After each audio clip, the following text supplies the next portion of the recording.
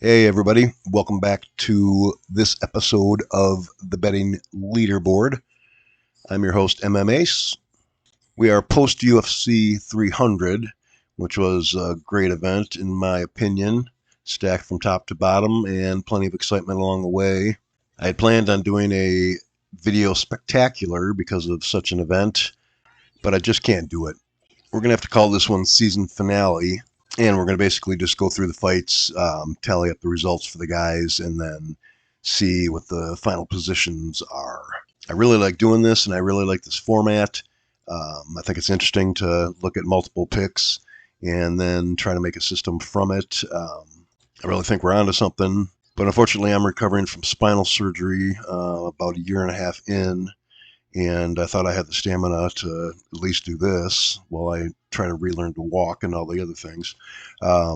Turns out, no. I'm on fistful of painkillers every day, and it's hard for me to even stay in the same position for an hour and a half or to go a few hours without having to go to sleep. So for now, we're going to wrap it up and call it season 1, and I'm going to continue to get a little more healthier and maybe find a way to streamline some of the processes or something. But for now, this will be it. DFS has been leading the way for most of the season. Sherdog's made a huge run of late, and we'll see if it's enough to get him over the edge or if someone else comes from behind to take the first spot. The intrigue is off the charts. Come on.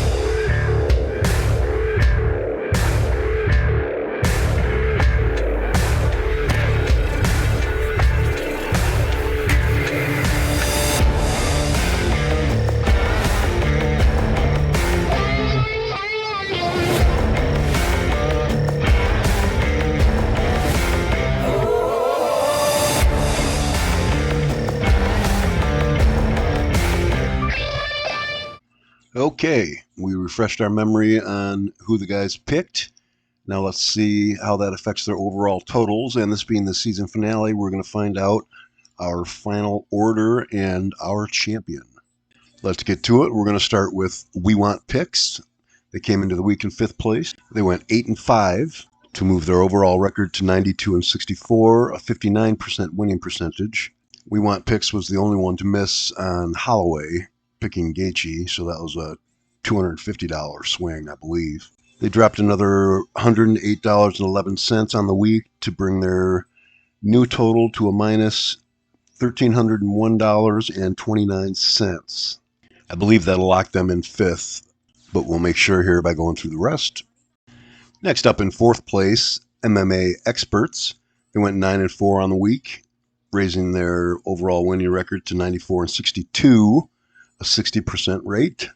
He was a positive $75.58 on the week to bring his total to a minus $904.89 for the season. And I believe that'll leave him in fourth place. Coming in third place was MMA-Guru. Went 8-5 on the week, bringing his record to 94-62, just like MMA Experts. Again, a 60% winning percentage. Guru added $107.31, bringing his total to a minus $805.92 on the season. Guru had a spectacular underdog pick of Moicano, the only one of the five. So far, it looks like everyone's holding position, but we'll keep going to make sure. Next up is Sherdog in second place. They went 10-3 on the week. So if there's going to be any movement, we may be looking at it right here. 10-3 brings them to 96-60 for an overall record of 62% winning percentage. Ben added $310.24 to his previous total, bringing his new total to a minus $518.38. That is going to be a challenge for the top spot. Let's see how DFS does. See if he can hold on. Ooh, DFS had the worst week of all five of the guys, going 6-7, the only losing record. Brings his overall total to a respectable 93-63. He lost $401.34 on the week to bring his new total to a minus $754.52, which will drop him to second place behind Ben Duffy at Sherdog. DFS have been leading most of the season, so very impressive, and Sherdog's tenacity and intelligence has left him in the top spot for season 1.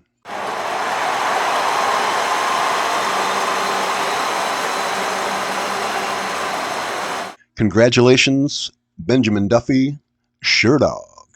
Honorable mention, Brady, DFS, and to all the guys, thank you for letting me have you participate. Enjoy watching all of your shows. Best of luck to you. And to wrap things up, we'll check out our Betting Leaderboard's Auto Bet Systems picks for the week. We really didn't get a good look at B.L.A.B.S 2.1, just a few weeks worth. B.L.A.B.S didn't change all that much from beginning to end, so we kind of get the idea. I really think it's a good system, especially if you get the right five guys, having good seasons. If you trust their picks, if you know that they go with their gut and not with the favorite just because he's the favorite, that kind of thing.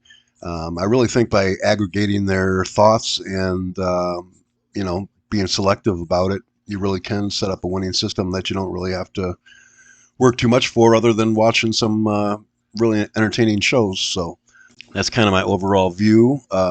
Like I said before, I hope to get back at this and have another season, if not many more. Be interesting to throw some new guys in the mix. I don't think I'd take out Benjamin Duffy or Brady over at DFS. I think they'll both be slated right in there because very reliable and very savvy. So we can use both those things in our roster. Anyway, B.L.A.B.S went with Marina Rodriguez. 4 out of 5 guys liked her as a dog, so we put 1 unit on her, and she lost. We had Charles Oliveira, 1.5 units, 3 of 5 liking an underdog in the main card, and he lost. But we did have Max Badass Motherfucker Holloway for 1.5 units. 4 out of 5 guys liked him as a dog in the main card featured bout. And boy, did he get it done in spectacular fashion. 1 second left. Boom. Dropped him. And our last bet was a half unit bet on Alex Pereira. He was the favorite and 4 out of the 5 guys liked him. He ended up winning against Jamal Hill. So we ended up with a positive $13.46 week. I'm going to go ahead and not call the magazines and journalists to come congratulate us or anything. I think that leaves the B.L.A.B.S 2.1 version at a minus $360.56, which is pretty pathetic. But I do think it's a good system, and I would persuade people just to take a look. And if you like how it kind of whittles things down, keep it in your back pocket and maybe take a look. You certainly can't go wrong just by checking in with the guys over at SureDog or DFS as a starting point, a reference point to see if their thinking matches yours. You certainly could do worse. And B.L.A.B.S, I think, over the long haul, with good input, which I think we had, really almost has to be profitable. We're picking underdog spots and favorite spots that are the least risky and the most agreed upon. And if they're going to have any success, we ought to be able to have it, kind of picking and choosing the best of the crop. And just one more thing, when you're looking at the overall records of the guys, the winning record is the most important. The winning percentage, I'm having them bet $100 on every single fight, which is not the way you make money. Obviously, the odds are in favor of the casino, so you need to pick spots and not just bet every bet. That said, someone like Ben at SureDog with a 62% winning percentage, that can be a real basis for profitable venture in wagering. If he can get 62% being forced to pick every fight, imagine if you just picked the best of those or listen to them, for this most high confidence picks, that kind of thing. And who knows where that 62% goes. So hope everybody enjoyed this. I really think it's a unique format. Hopefully if I do it again, I'll get some more eyeballs on it. It's tough having more videos than subscribers, but I had fun, so not complaining. Thanks, everybody. I hope you enjoyed everything. Till next time.